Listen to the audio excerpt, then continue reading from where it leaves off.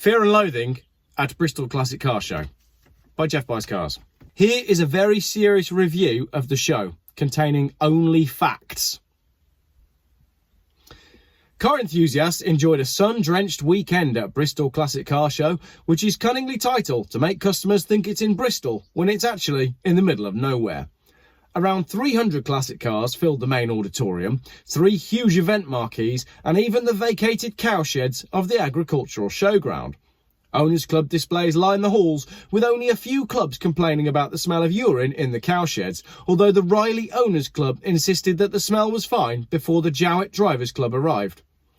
Over 70 car clubs were competing for a plethora of awards, which included Best Display, Best Car, Best Hat, Baldest Head, Least Coordinated Outfit, Highest Combined Member Age, and of course the coveted trophy for the club that promotes the least interesting type of vehicle, which the Rover 200 and 400 Owners Club has proudly held since the car was launched.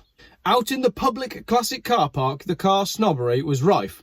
Some of the car clubs thought that the general public ought not to be allowed to judge whether or not their car is a classic when deciding where to park, and tried to implement a judging system to wheedle out the crap.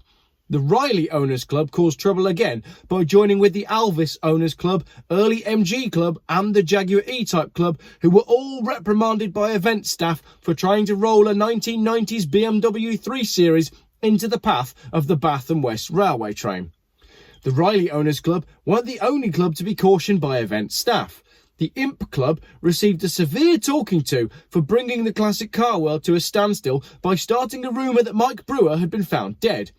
Their antics were only discovered when event staff became suspicious and drove to the nearest pub to use the internet, because no one in the history of the world has been given the Wi-Fi password for Bath and West Showground.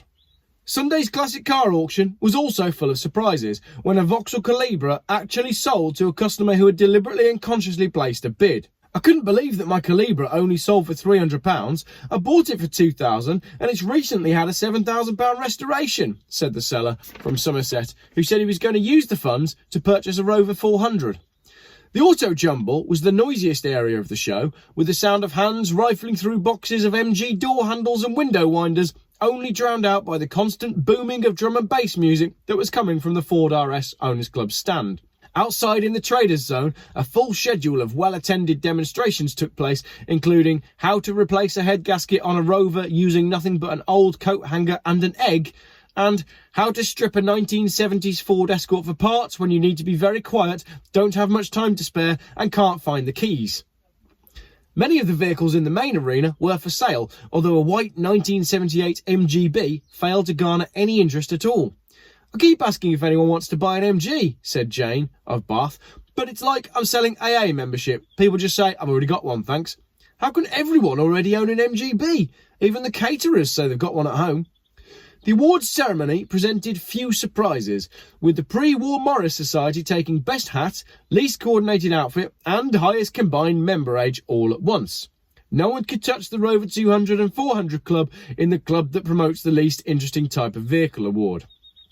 It's been a great event, said Geoff Jefferson of the Triumph Tiara Club. Next year, we will be better prepared. There's a committee meeting on Monday and the chairman wants silverware, so we're hoping to be the first car club to send a man into space. And with that, a horde of classic cars left Bristol Classic Car Show for the long journey back to Bristol. I wrote that ages ago. Well, I suppose it's still kind of funny.